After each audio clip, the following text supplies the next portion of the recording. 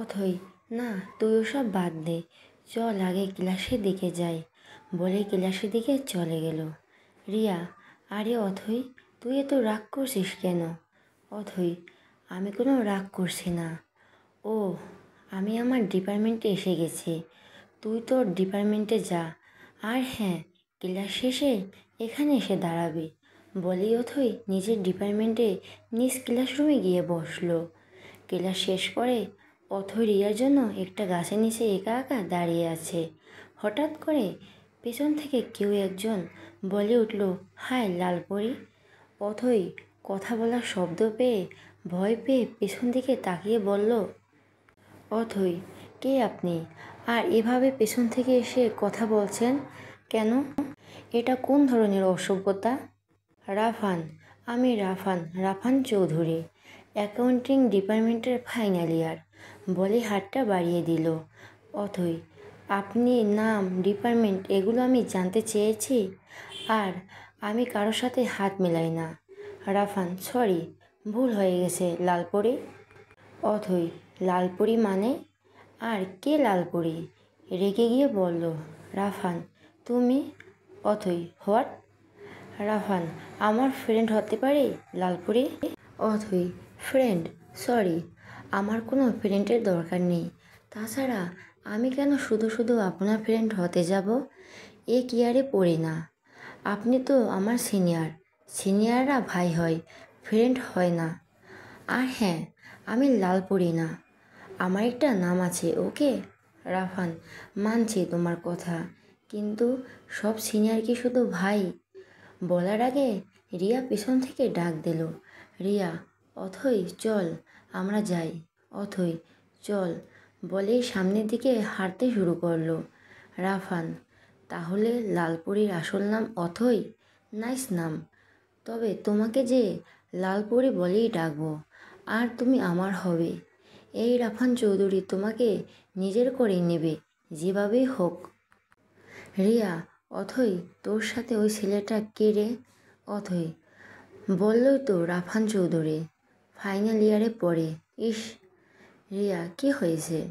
অথই, আর বলিস না, তোর জন্য ওই গাছটার নিচে দাঁড়িয়েছিলাম, তখন কি যেন কামড় দিয়ে আর খুব জ্বালা করতে লাগলো, আর এখন ফুলেও গেছে দেখ, বলে হাত বাড়িয়ে রিয়াকে দেখালো।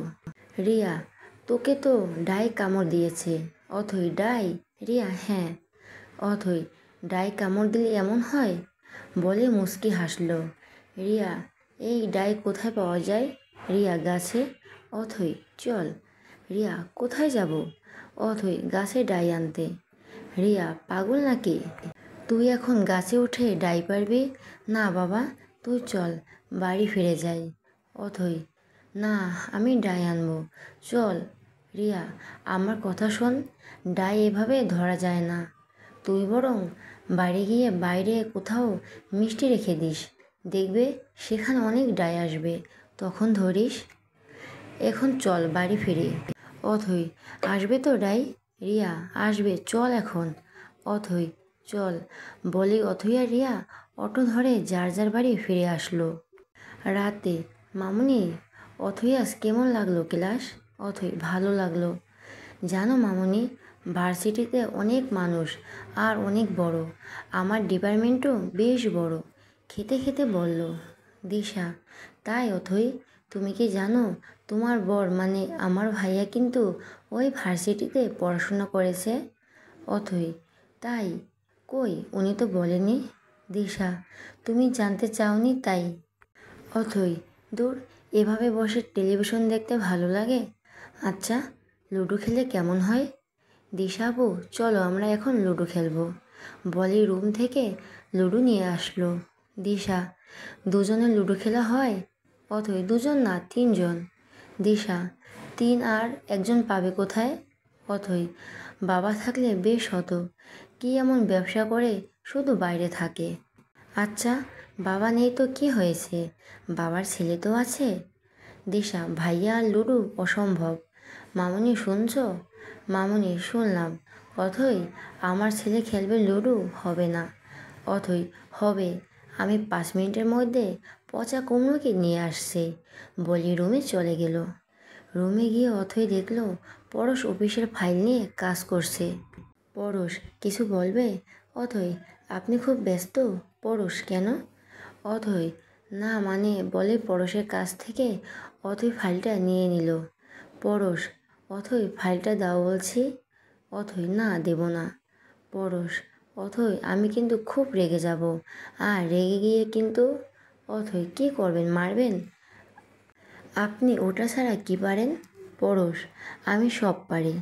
অথই ওকে, আপনি যে সব পারেন তার প্রমাণ দেখান। পরশ মানে?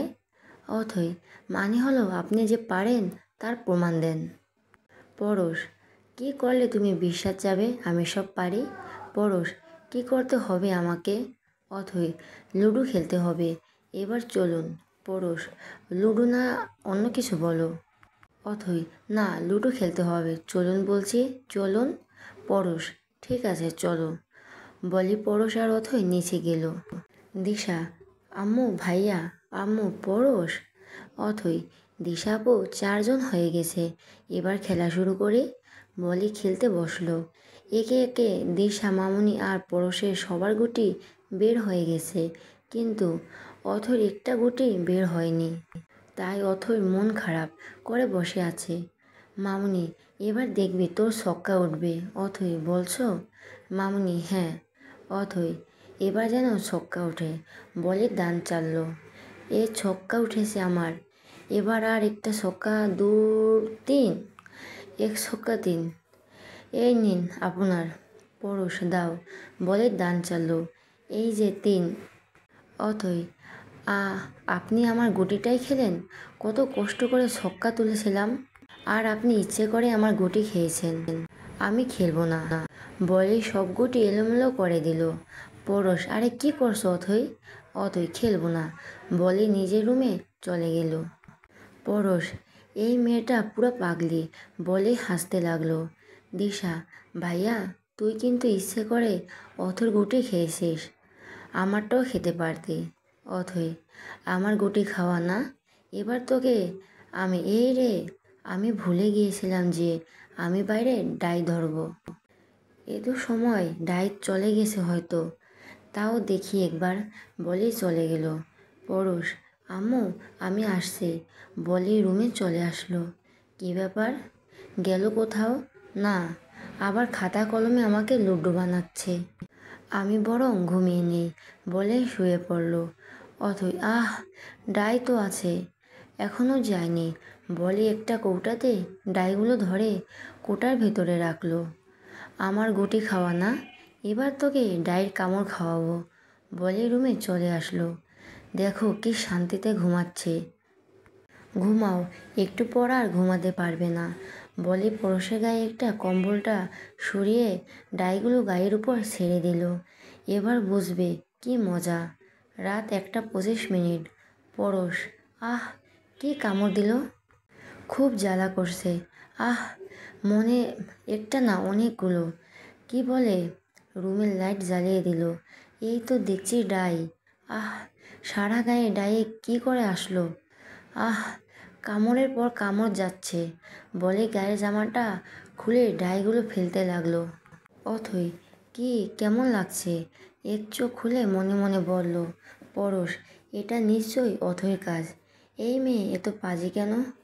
আহ আহ এভাবে জ্বালার মধ্যে দিয়ে রাতটা কেটে গেল। সকালে অথৈ কি ব্যাপার, উনি তো এত বেলা পর্যন্ত ঘুমায় কেন? না, উনি তো এত বেলা পর্যন্ত ঘুমায় না, তাহলে? বলে পরশের কাছে গিয়ে পরশের হাতের উপর হাত রেখে ডাকতে যাবে, তখনই অথৈ কি ব্যাপার, উনি এত বেলা পর্যন্ত ঘুমাচ্ছে কেন? না, উনি তো এত বেলা পর্যন্ত ঘুমায় না, তাহলে?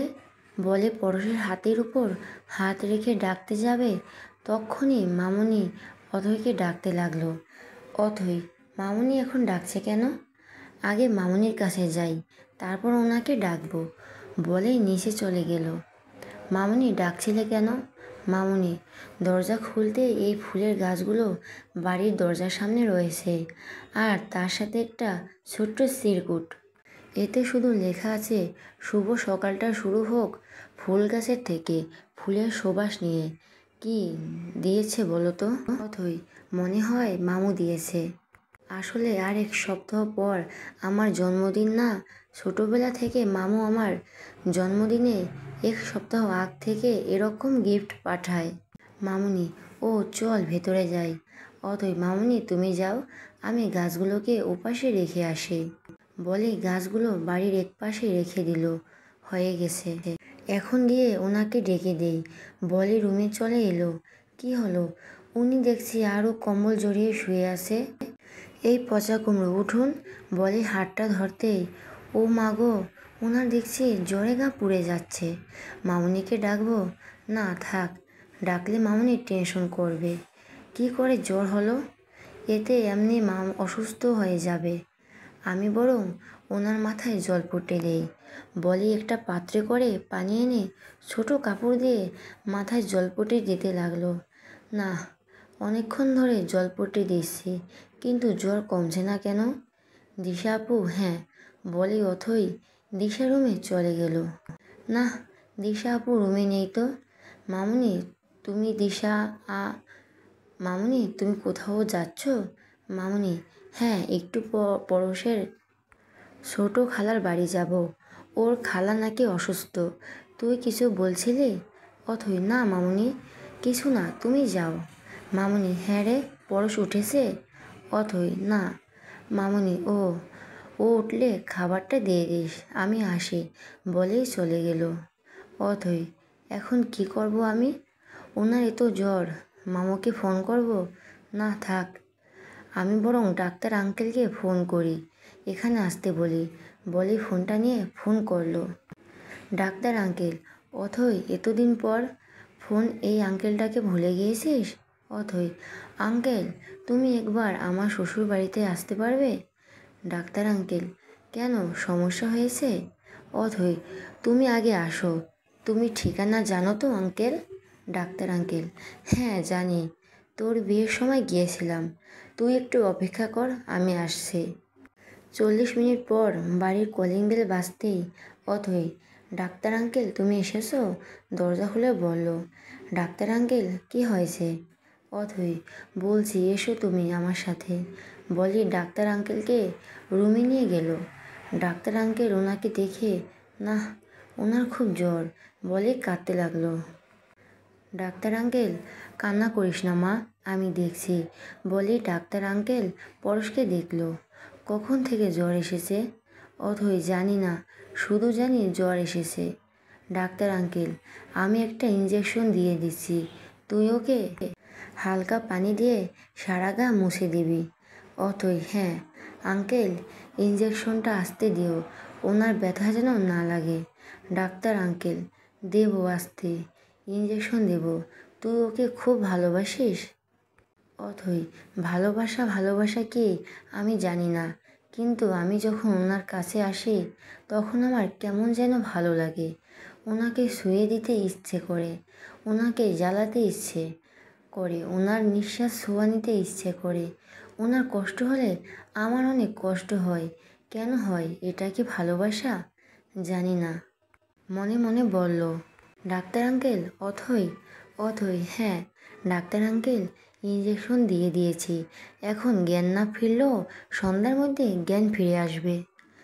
তুই গাটা মুছে দে, আমি আসি, আর এই ওষুধগুলো এনে খাইয়ে দিস। বলেই চলে গেল। অথই, ওষুধ পরে আনবো, আগে ওনাকে মুছে দেই। বলেই বালতি করে পানি এনে রাখলো। ওনার শার্টটা খুলতে হবে। বলেই বিছানার উপর উঠে পরশকে তোলার চেষ্টা করলো। না, এত ভারী মানুষকে, আমার মতো বাচ্চা মেয়ে তোলা তো দূরে থাক, নাড়াতেও পারছি না। কি ভারী রে বাবা, না পারবো না। এভাবে শোয়া অবস্থায় শার্ট খুলতে হবে। বলে পরশের বুকে হাত রাখতেই, কেন এমন হচ্ছে? ওনার বুকে হাত রাখতেই আমার হার্টবিট বেড়ে যাচ্ছে। না অথই, তুই দুর্বল হবি না। আমার মধ্যে কেন এমন হচ্ছে আমি জানি না, শুধু এটুকুই, ওনার কষ্ট মানে আমার কষ্ট, ওনাকে সুস্থ করতেই হবে।